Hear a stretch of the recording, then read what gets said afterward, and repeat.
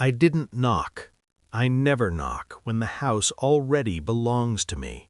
The door swung open to a smell that didn't live here. Foreign perfume, sharp and sweet, like a lie sprayed to mask rot.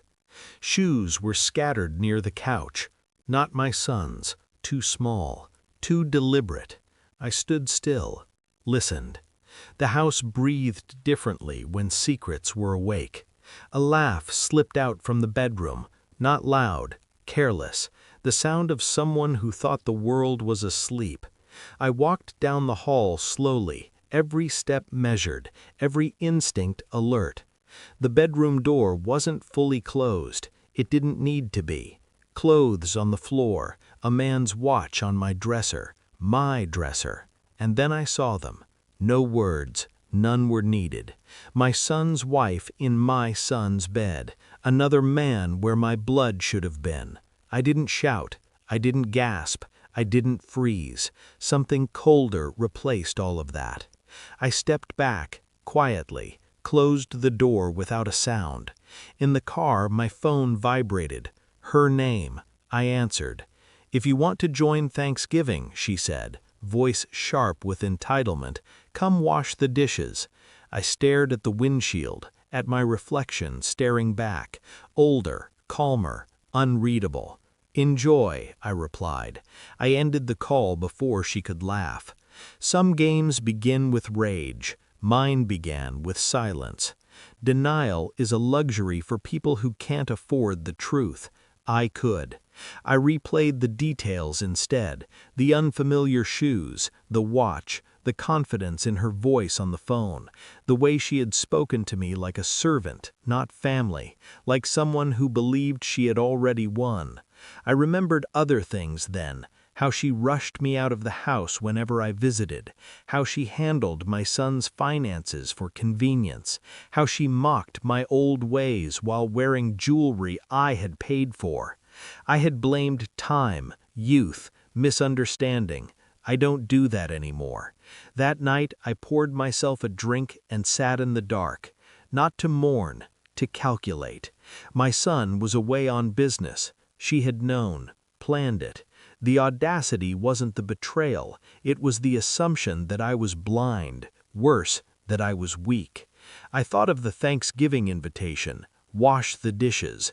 That wasn't casual cruelty, that was a test, and she had been testing me for years.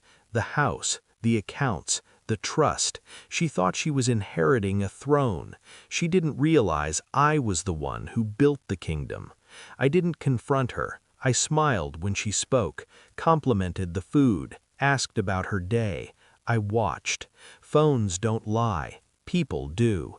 Phone records told me what her face didn't. Late-night calls, repeated numbers, the same pattern every time my son traveled. I hired someone discreet, efficient. He didn't ask questions. Professionals never do. Bank statements followed, money moving quietly. Small amounts at first, testing limits, then bolder transfers. She wasn't just cheating, she was preparing.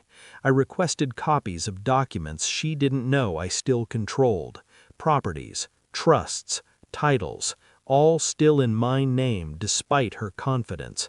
I booked a trip, Switzerland, not for escape, for leverage. While she played house, I secured mine, a villa tucked into silence and stone, clean lines, no memories, only control. I took photos, not for vanity, for timing. At dinner one night, she complained about how expensive life had become, how unfair it was that she had to manage everything. I nodded. Inside, I counted the steps left before the fall. The report arrived on a Tuesday, concise, brutal, confirmed everything, names, dates, evidence. I invited her over, alone.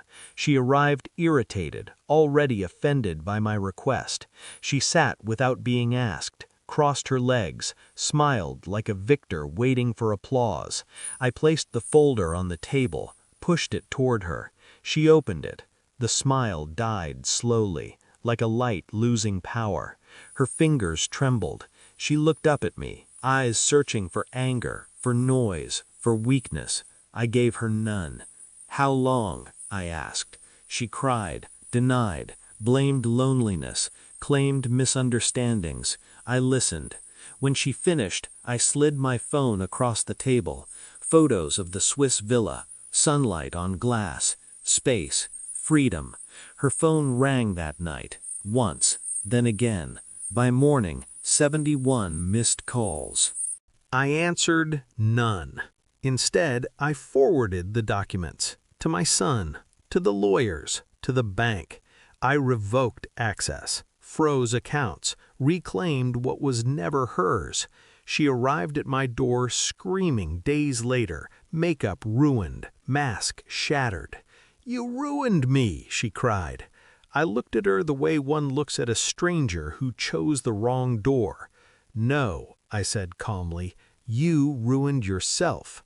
I just stopped pretending." She threatened me, begged me, insulted me. I said nothing. Silence is devastating when someone expects a fight. She left with nothing but the sound of her own footsteps. The man from the bedroom disappeared. They always do when the money dries up. My son didn't speak to me for weeks. When he did, his voice was older. He thanked me. I live in Switzerland now. The air is clean, honest. Sometimes my phone still buzzes. Old numbers, desperate messages. I don't read them. I didn't win by shouting. I didn't win by destroying. I won by remembering who I was before they mistook my silence for surrender. Some people think power is loud. They're wrong. Power is walking away while they're still screaming your name and never turning back.